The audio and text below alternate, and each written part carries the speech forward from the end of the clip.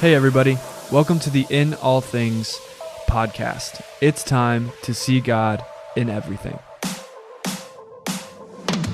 What is going on, everybody? Welcome to a brand new episode of the In All Things podcast. My name is Mitch Frost, and it looks a little bit different if you're watching or listening to this, because today I am joined by Pastor Steve Markle and Jared Hudson. Boom. So, things are going to look a little bit different from now on here on the In All Things podcast. We kicked off the season last week, season 5, and we just kind of got back to our roots and why we started this thing in the first place. And then after recording that episode, we went to Chick-fil-A and had a lunch over God's Holy Chicken about how we could make this even better. And how we could do it differently. For sure.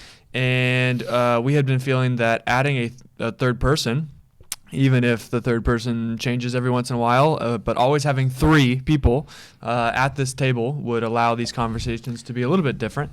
And so that's one change that we're going to be making. And our somewhat regular person is going to be Jared. If he's out or if one of us is out, then we're going to change that. Please give us your feedback as soon as possible. I've always been referred to as that person, semi-regular. So. Oh yeah.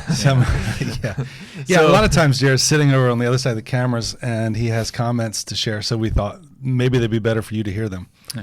Plus, we've gotten all your emails saying how much you got tired of just Mitch and I on this. So yeah, right? Is that now true? We got 3. Yeah. Okay. And not only that, but another change that we started to talk about over this lunch was the fact that we are going to be going away from the somewhat prepared conversation that I usually bring to the table.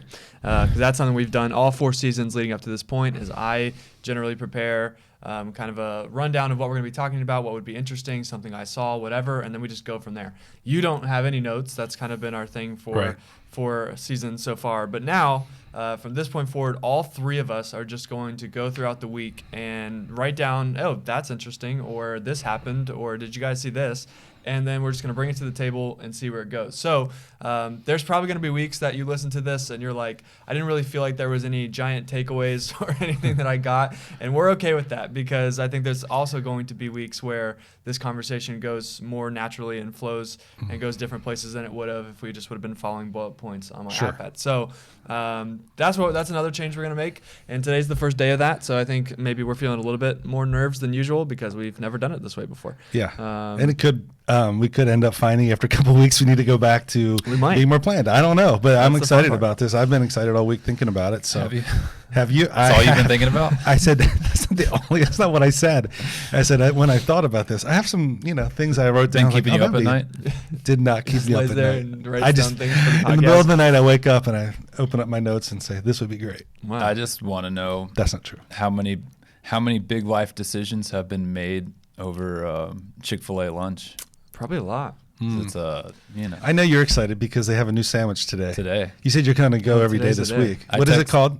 I don't know the name of it. But it has pimento cheese. So it's like just their regular chicken sandwich. Imagine the regular chicken sandwich, but the chicken has like a honey glazed sauce to it. Okay. Then they put pimento cheese on it, which hopefully. You know what pimento cheese is? Yeah. Some people don't. Okay. Found that out this morning the hard way. All right, just go. And then it also has pickled jalapenos on it. Okay. So it's a completely different direction, but I'm excited. And today's the day. Today is the day. And so we're going. If you're a true believer. They also have a new milkshake. Yes, for the but season. I forget which. Caramel something. Yeah, caramel I don't know what crunch. they're calling I think it's it, caramel crunch. But the funny thing about Chick-fil-A is it's it's a good place to take students when you meet with people to go there, and you always see people, and you never have to say it, but you just know that they're in full-time ministry as well. I don't know if you guys feel this way, but I feel like there's sometimes you walk in there and you're like, yeah, those 2 guys sitting at that table or that guy and go over there, they're talking they about church. They're making podcast decisions. It's a funny place, but how are they going to alter their podcast to be better? That's those are the decisions made in Chick-fil-A. So how are you feeling this morning? How am I feeling this morning? Not good. Not good this morning. I don't know. I'm just feeling a little bit under the weather. Cold. So just woke up, kind of went to bed feeling not great, but I was like, I'm just tired from youth ministry stuff, whatever. And then I woke up just feeling crappy. So just I know. in my head. I know. One of the things you said to me is like, when we'd start every time, you say, how are you? And I always say, I'm great. And allergy season is kicked in now. Look, I get fall allergies. And last night I was in this just sneezing, constantly blowing my nose. It was awful. And so I took Benadryl, which helps me to sleep and knocks it out. But then, man, waking up in the morning after Benadryl is not fun. Do you get allergies? Like seasonal? Because no, I don't. I don't really. Yeah. Every once in a while, something will hit me that I can tell isn't sickness, but yeah. It's not a regular thing like it is for a lot of people. Just super annoying. Yeah. Like my dog. Yeah. He gets allergies every year. Current events?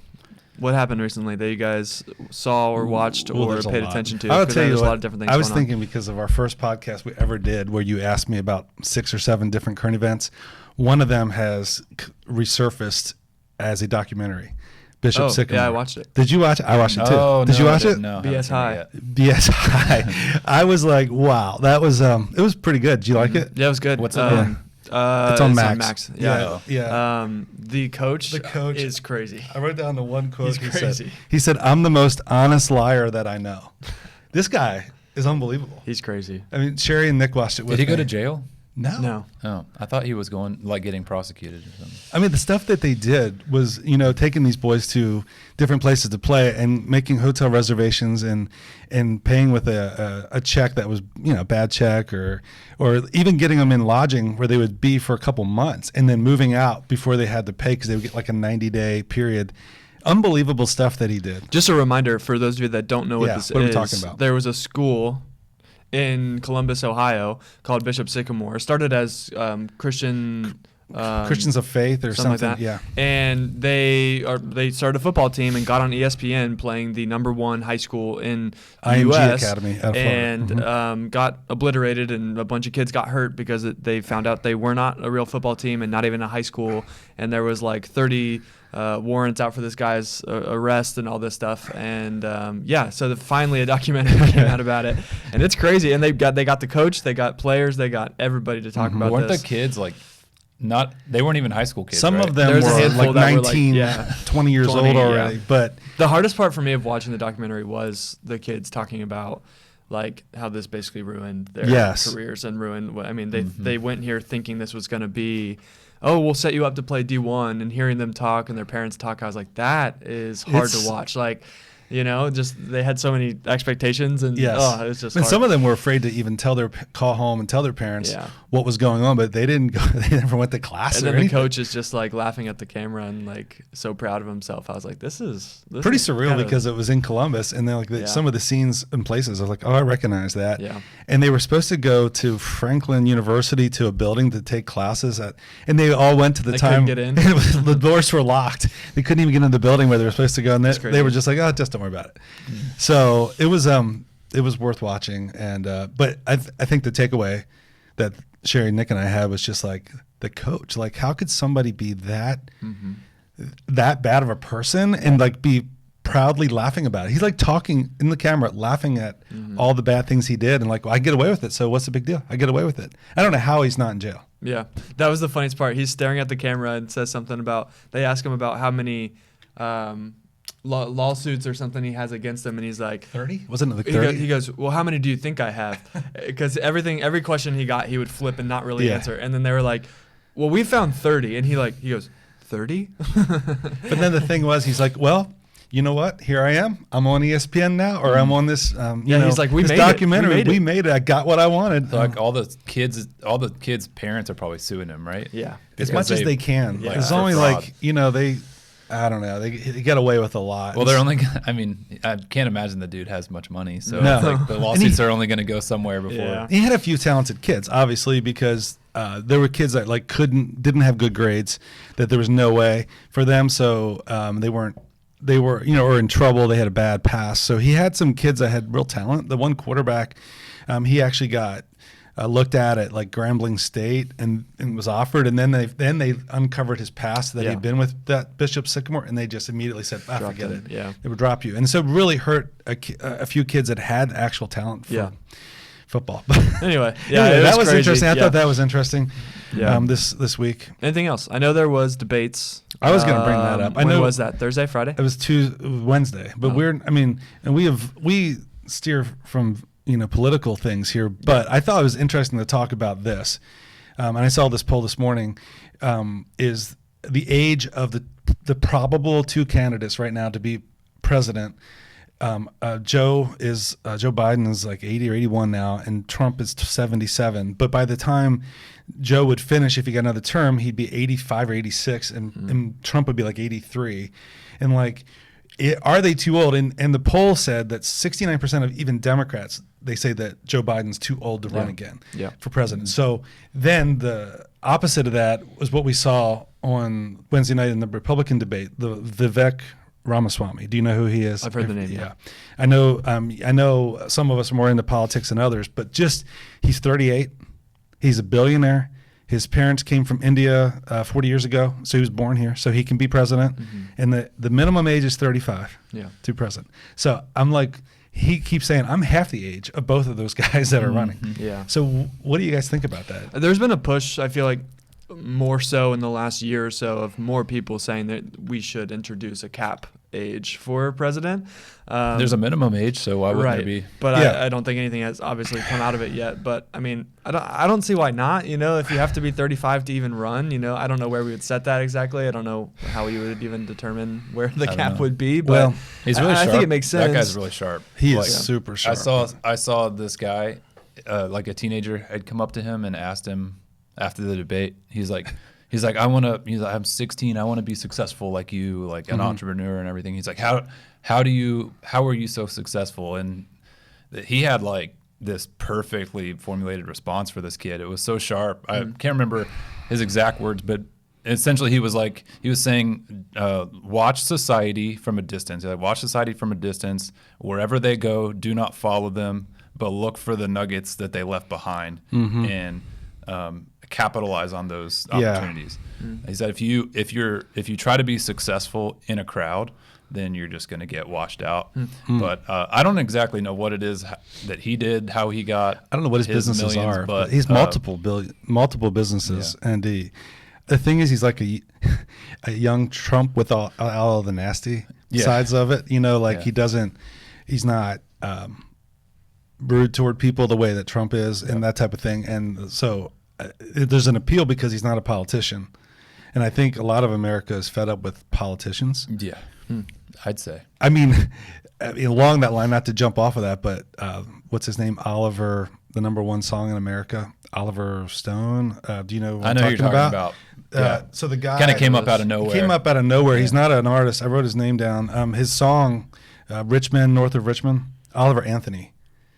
So he just recorded it, and it got picked up, and now I heard he was making like $40,000 a day. He turned down $1 million record deal. $8 million. Something like that. And I saw this, but I've not heard it. It's country, but he's talking about Richmond, Virginia, the rich man up in D.C., and he's talking about all that's wrong with our country, that guy, And now it's funny because the right-wing Republicans want to make out like he's one of them, and he's like, I'm not trying to be anything. I don't want to go on any of these news shows and talk about it. I was just talking about how we feel in regular America about politicians. That's kind of his idea. But it's crazy how overnight sensation. But anyway, my question is, so not to get into politics. Yeah, right. This is, I mean, as believers, we have the responsibility to guide and to shepherd those around us. So we have to be wise and careful with our choices. But my question is, how do you justify? So like Ramaswamy is Hindu, like outspoken Hindu, and his justification for the conservative Republican Party is, oh well, I share all the same values. You know, he's pro-life. So as believers, are we able to throw our weight behind somebody who's not a believer?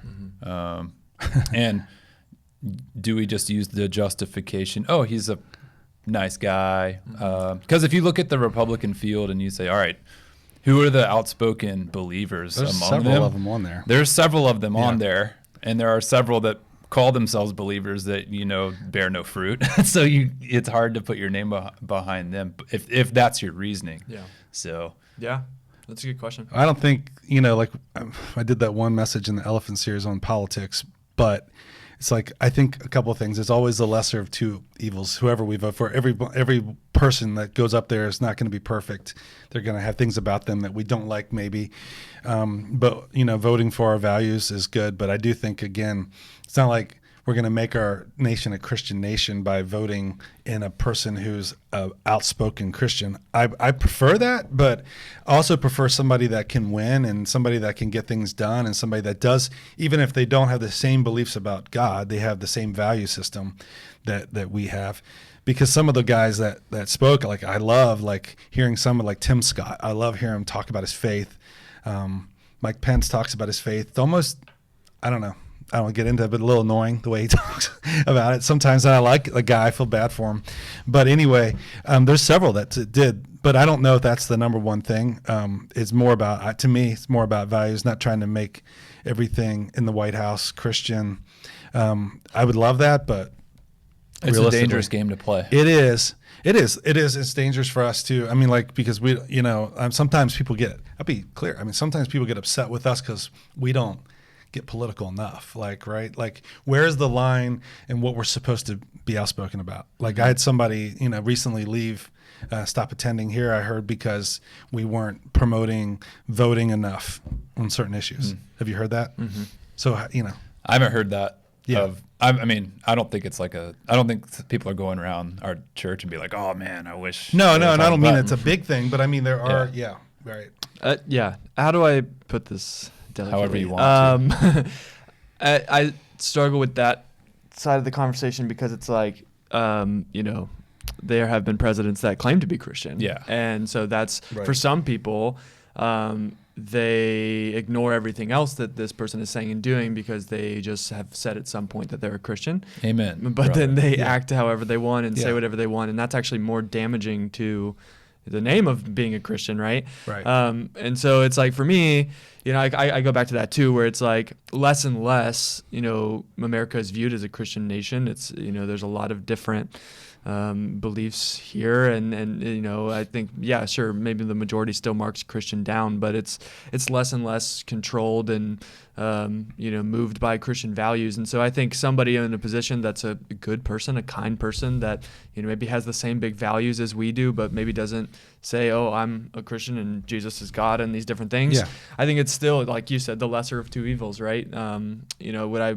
take that, is what I'm trying to say? Would I take that over somebody who says they're a Christian but is pretty rude and outright and treats people horribly? I think I would take that, But I don't know. Yeah. I think it's a good question though. There has to be a disconnect between the governing bodies of morality that we're putting our trust into, because ultimately we take our guidance from the Lord and from Scripture. Right. Yeah. And so, like, you look at the historical record, of the church, and every time they go down this road of, we've got to get our country has to, be a Christian nation, and we have to follow the Scriptures to a T based on our government structure. It's a failure every time, because you're forcing people to live under the guidelines of Scripture that aren't Christians. And this, we talk about this a lot, but. Well, let me read a quote that I wrote down. It was something somebody. How do we say it now? We don't say tweeted anymore. It's still tweeted. They posted on X, but I still tweet right at this point. But they said Christians who accuse pastors of being too political will use that same breath to complain about the moral depravity of our nation. So we hear Christians complain about our nation has gone to hell. There's so much. I mean, there's the moral compass of our nation is so far gone in so many ways, but then they don't want pastors to get up and say anything political. And but some pastors would say, like Mark Driscoll, for example, who has a big platform, a lot of people follow him, and is very outspoken. He would say that everything. I mean, so many things are political, and if we're just as pastors not speaking out on any of the moral issues in our world, we're doing a disservice. Mm-hmm. How do you react to that? Like, what do you think about that? Because should we be more outspoken on things like certain movements, certain things that are happening in our culture that are obviously not biblical? Yeah, I think that we have to be, but we can't expect those things not to happen. Right. Because I mean, it's the world that we live in. It's the sinful world that we live in. So we can't be surprised by those things and just that's why it's tough, because if you took this political stance from the platform and church all the time, you would continuously be harping on something that society is doing. Right. Which it's our goal to fulfill the Great Commission, right? But we can't create perfection. And if that's what we're striving to do through voting and through government, then we're gonna fail every time. So So it's going to be an interesting year and a half or so with this whole election and how it goes, and going back to, do we go for a younger guy that is got same values but different background, or do we go for the standard? I don't know, but I just wish we could. So I think it would be so awesome if you could create a system of government where we voted based on somebody's track record and accolades rather than their name and their recognition.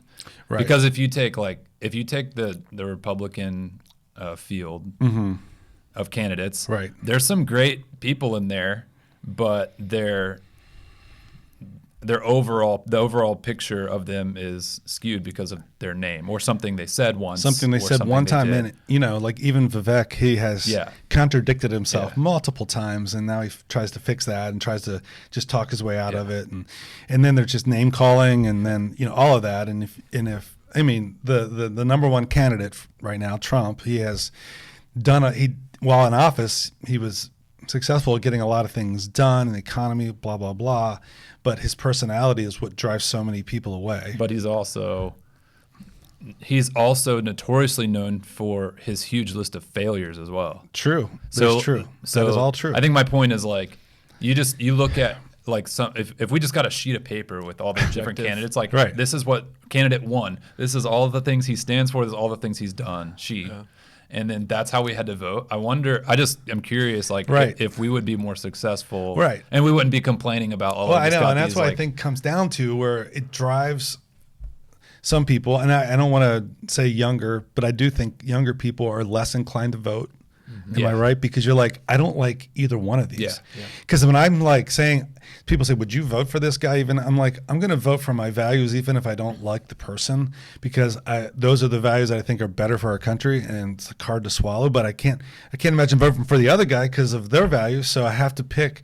And some people are like, I don't have to pick. I'm just not going to vote. Yeah, I think the mentality of, I think a lot of millennials, where I preside, is we don't want to vote and then have to live through the trauma of knowing who we voted for and be like, oh, that person's in office because of I voted for that. Be like surely we'll stick it to the system here and just not vote. Can we please just have someone better? And that's why I'm like, for you guys, especially for your sake and your generations, I'm like, can we just have some better candidates? Please, please, please. Because I want you to want to. Yeah. Which is why the Libertarian Party right now, among millennials and even Gen Z, the Libertarian Party is becoming a very attractive party, because a lot of the younger candidates are starting to come out as libertarian rather than be like, oh, we have to be in this two-party thing. Yeah. So anyway, we went full politics just now. No, I mean, it's like Gen Z's approach to this is if regardless, I mean, really, when it comes down to it, and I'm not saying me personally, but there's a side of me in this too, is they're very much looking at who the person is and how the person presents themselves and how the person treats people. And so it's I know people who, very much value-wise line up with what you're saying and whatever, but if they can't stand the person who's, on that side or ahead of that party, they'll vote the other way. If the other person is somebody who they're like, okay, we at least don't have to deal with this abrasive, or this person's kind, they're generous, whatever, we'll vote for them, even if we don't agree with maybe their policies or the things that they're necessarily doing. That's where Gen Z's at, because they're like, okay, well, we'll rather vote for somebody who is a good person, and then that is I don't know, it's interesting. It is it's hard for some who are older to swallow that and be able to understand that, but it's different. It's different perspective. I think that, that's why the Trump conservative base is still the main part of that is the baby boomers and those, I would say, 40 years and older, really, in general. I don't think that if you put very few millennials and Gen Zers are going to be the MAGA crowd. And right. From my experience, and it's funny because I have a lot of friends on like both sides of this, and majority of them right now are just like, well, if it comes down to Trump and Biden again, not worth voting. Yeah. You know? Yeah, right. Yep. Because you're voting for like two old dudes that literally just, and they both have all kinds of stuff. Yeah. In there all kinds of messes in there, and like we said, there's nobody perfect, but back to the original thing, I think one of the things I would say, I don't, ageism, you don't want to like say, well, they're too old, because I mean, some minds are really sharp, but they said there should be some type of cognitive test that is probably done. Well, they do them, right? They do these, and then the doctors get probably paid off to lie because nobody believe. Anyway, we can. Well, anyway, see how they act. We move on. I would say this. So yeah, I hate listening to political podcasts, and here we are. I don't think this is. We're not really. We're talking about. I think it's talking church, about how we react to it, and the whole thing that's going on right now with the age thing, and thinking about a 38-year-old president. Like, wow. Yeah. Like, who's the youngest president we ever had? I don't even know. I don't know. Probably. And it had to be like maybe mid-40s, upper 40s. Yeah, I mean, Clinton was pretty young when he became president, I think. Obama was pretty young. Yeah, I don't know. But still, like, to have somebody like 38. But the thing is, for most people, you want somebody who's most like you to represent you, I think, right? So, like, for young people, it's like, oh, this 80-something-year-old is representing me to the world? Yeah. Yes. And then you're like, oh, gosh. Yes. Well, yeah. Anyway. Yeah. I mean, I always come back to, what Jesus said, Mark 13:17, give to Caesar what's Caesar's and give to God what's God's, right? They were asking him kind of about the political landscape, and Rome at the time was very oppressive and was they couldn't even believe what they believed. And, we want to sit around in 2023 and be like, it's so hard to be a Christian. What's this person going to do that's not in our party, whatever.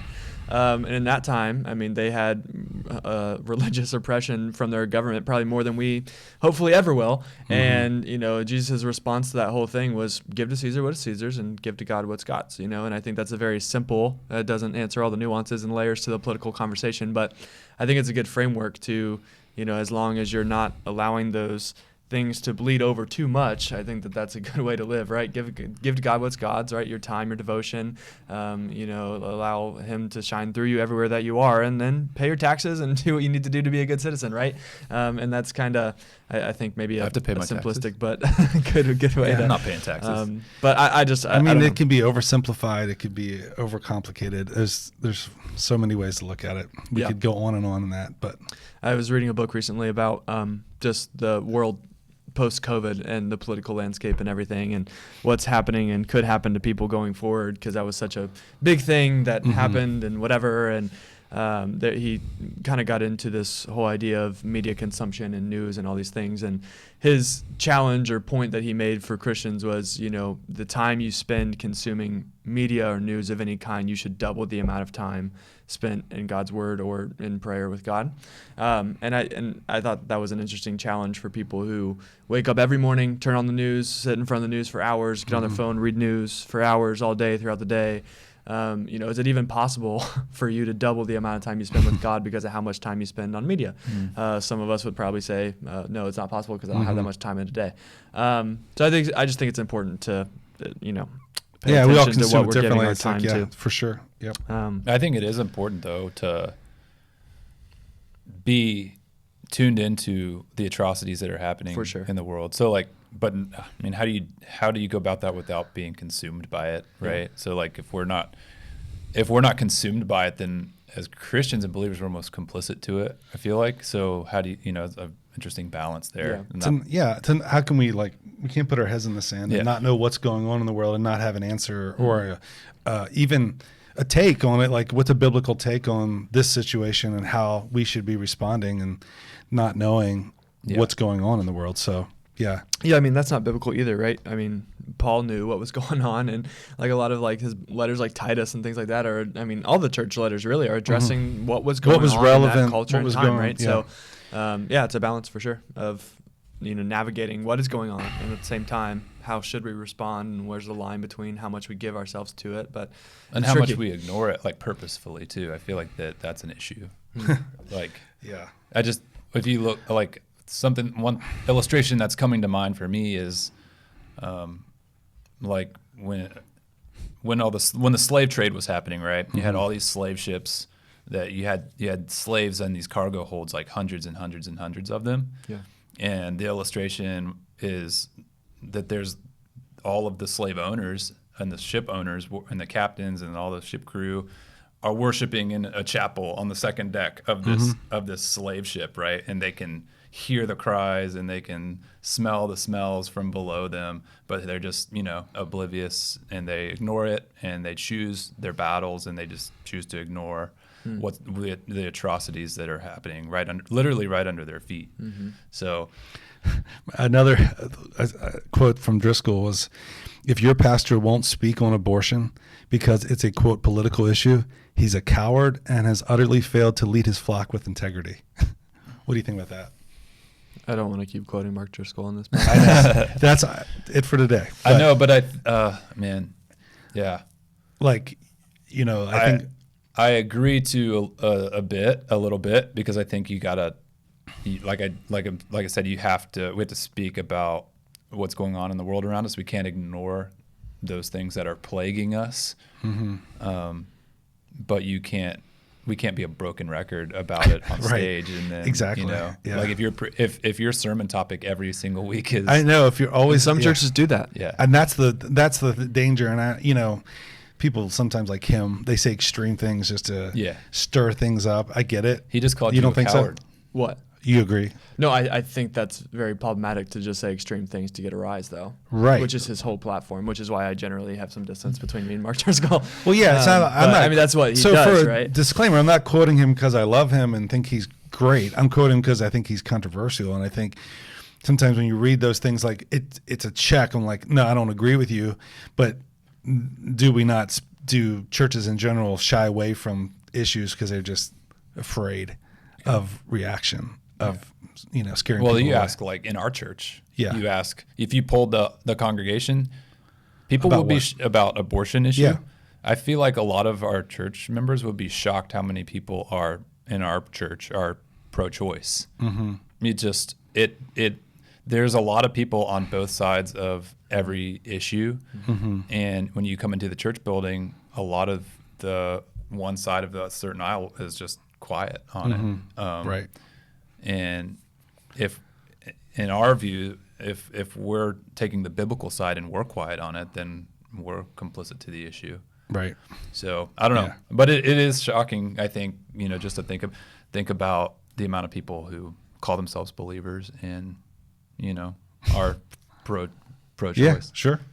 Yeah. I don't know how to justify that. I don't know. Yeah, I don't. Yeah, I mean, But I it's think a justification political is hard when yeah.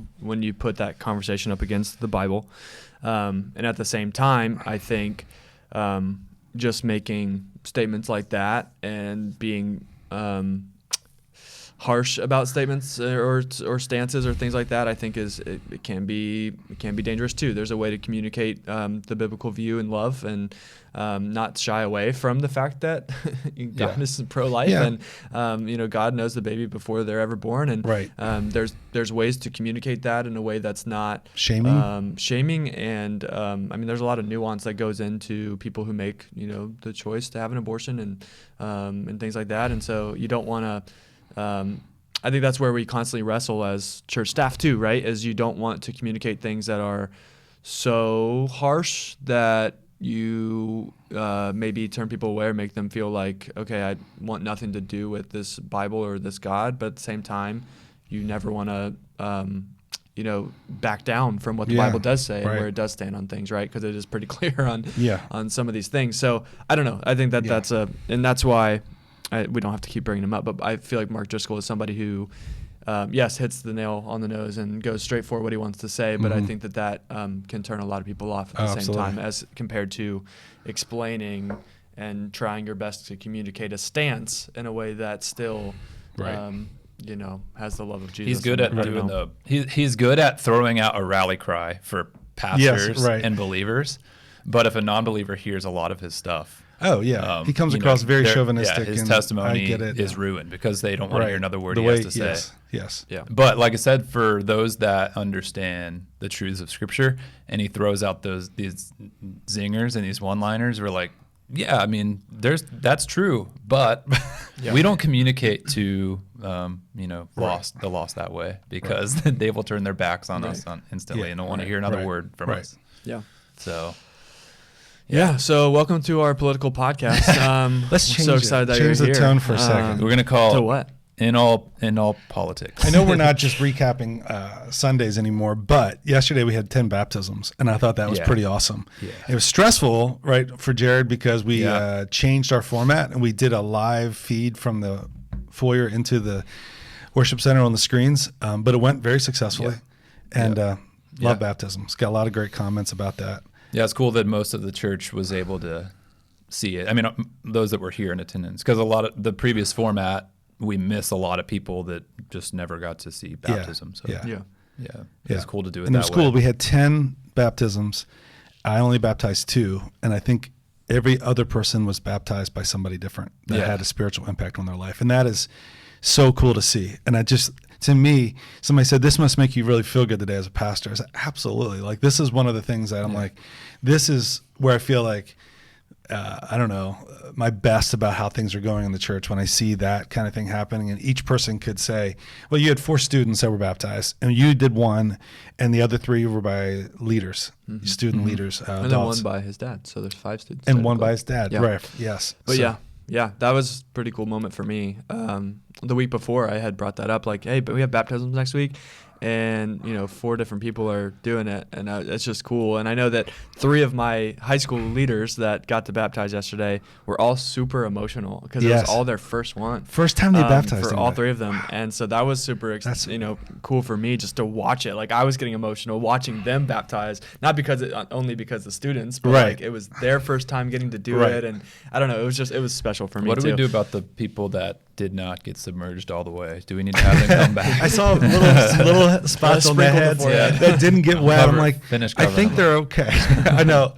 It's funny because sometimes, especially when like you and I are baptizing, we've done enough that we will push farther to make sure they get all the way wet. But the new baptizers, it's harder than you think. Yeah. I was talking to one of my leaders, and they're like, it's harder than you think. Because they kind of fight you, and I was like, you had the water filled a little higher yesterday, and the first 2 I baptized, the first guy, he was a regular sized guy, but I got splashed pretty good with him. The water displacement was real. Yeah, and we had the foyer was like flooded after that. Yeah, I always wear on baptizing Sundays. I always wear like dark jeans and like a shirt that won't show wet if I get splashed. And it's funny because Nick LaPrenzi, who was baptizing a student, he came in with a long sleeve tee. I'm like, what are you doing, man? Yeah. He said, my wife told me to wear this. I'm like, you're gonna push those sleeves up.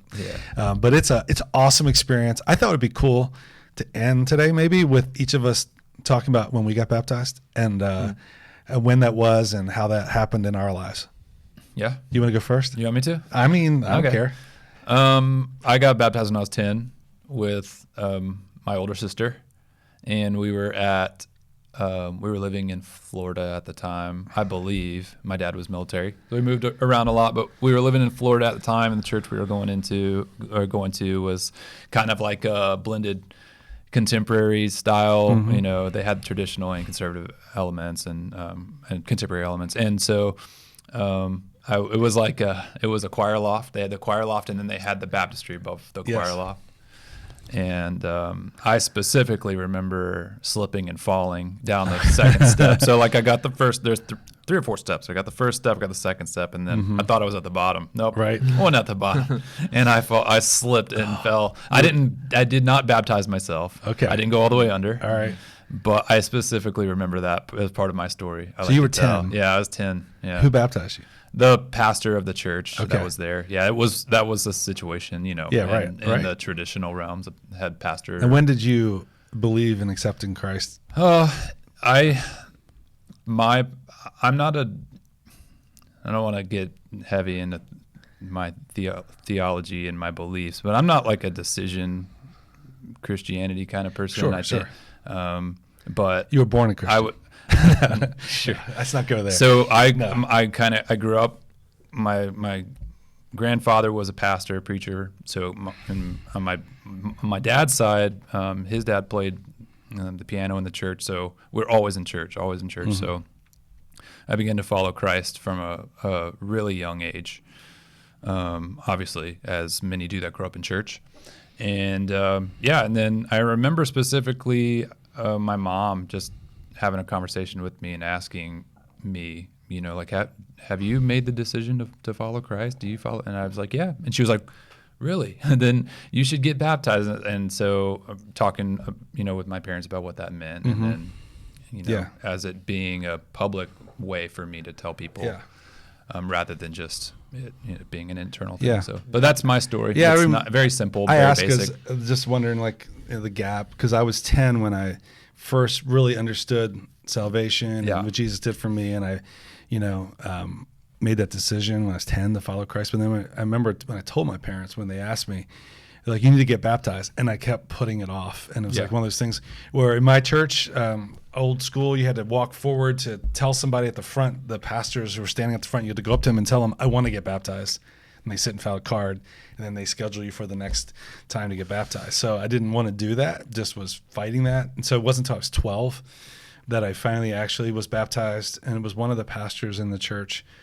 And like you, that was the way it was. It was like the idea of any random person being allowed to baptize you was not a thing. Did you wear a robe? Yes. Yeah. Yes. Yep. So it was a white zip up thing you put over top of whatever you wore, whatever bathing suit and t-shirt you had on. You had this zip up robe, and the pastor had the robe. So the first church then when I was 12, and it was awesome. But I remember the first church when I was pastoring, the first two, the pastor, and I was one of them, you would wear these waders like guys would do when they're like fishing, I guess, these waders that you put over your clothes. They come up to about here with like suspenders, and then you just be thankful.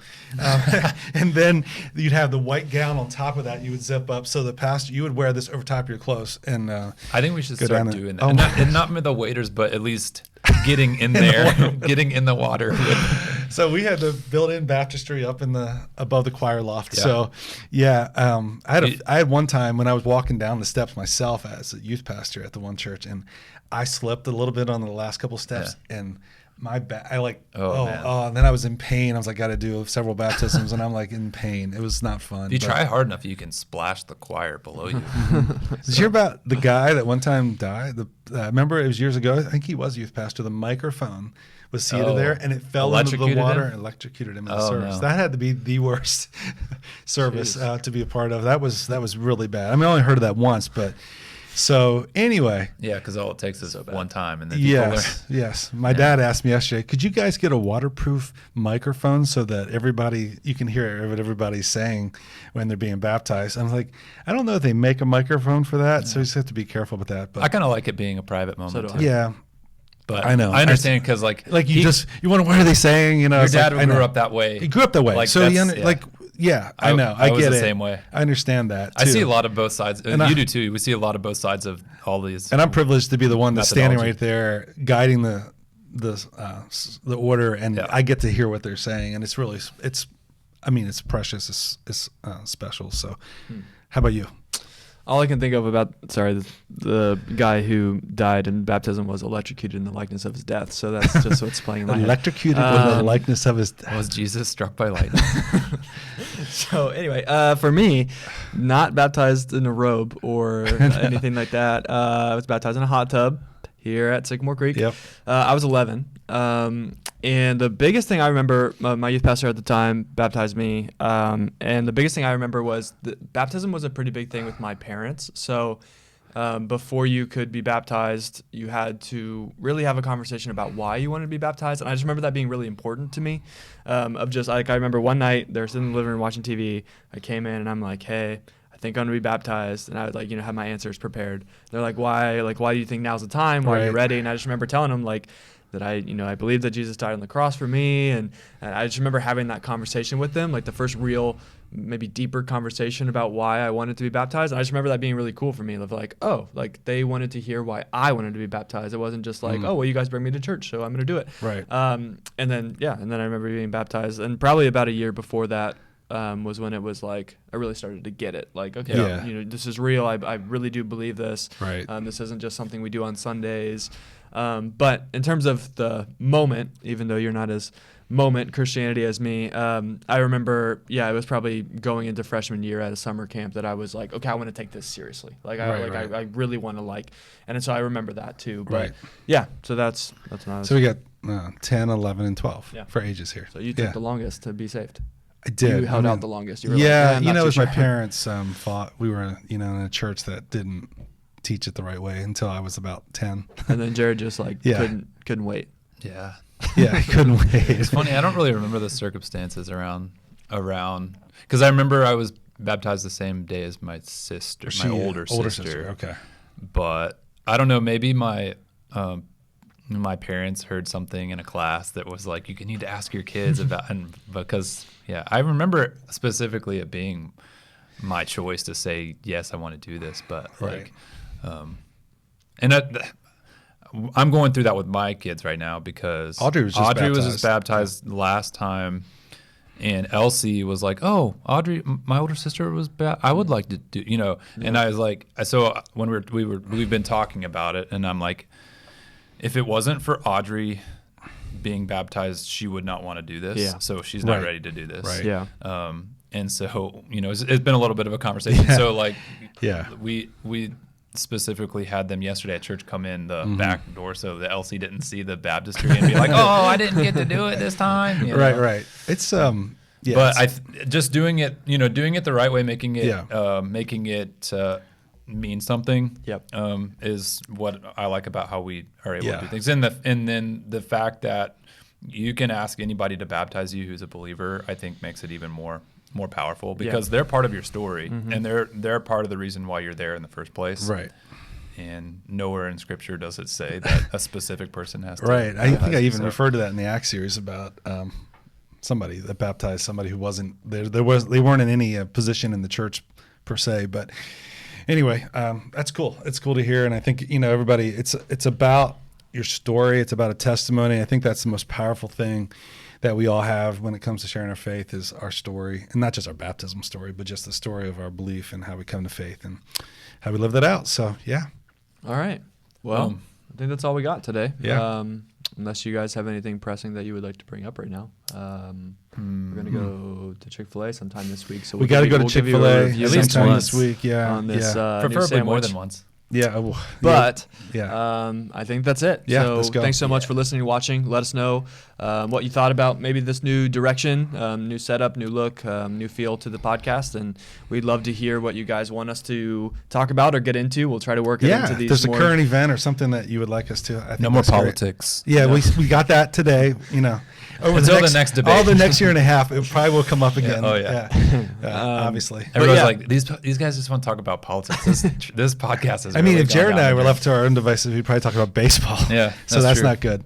That would rule out a lot of people. Who brings politics into it. We could talk about Messi. You're the one who brought it up. You said so there was a debate. Yeah, I didn't watch it. We could start a politics podcast. Sycamore Creek politics. Oh my goodness, I don't know. I will not be a part of that one. No, who would listen? I think we know. We know. We could start naming names. Yeah, Messi did win. Messi did. I mean, he is making a big difference in the MLS, right? Yeah, yes. So there we go. I had to. That's all I know about soccer. All right. Anyway, we will see you next week on the In All Things podcast. Have an awesome week, and we're out. See you later. Thank you so much for listening to this episode of the In All Things podcast. Our challenge for you today is to send this episode to one person. Seriously, think of somebody right now that could use this conversation and send it to them. If you have any questions, feedback, or topic ideas, please send them to podcast@sycamorecreek.org, and make sure you follow us on Instagram and Facebook at Sycamore Creek Church so that you can always see what's going on in our world. If this conversation helped you at all, make sure you share it, leave a review, and subscribe so that you don't miss out on a single episode. We love you, God loves you, and we'll see you next week on the In All Things podcast.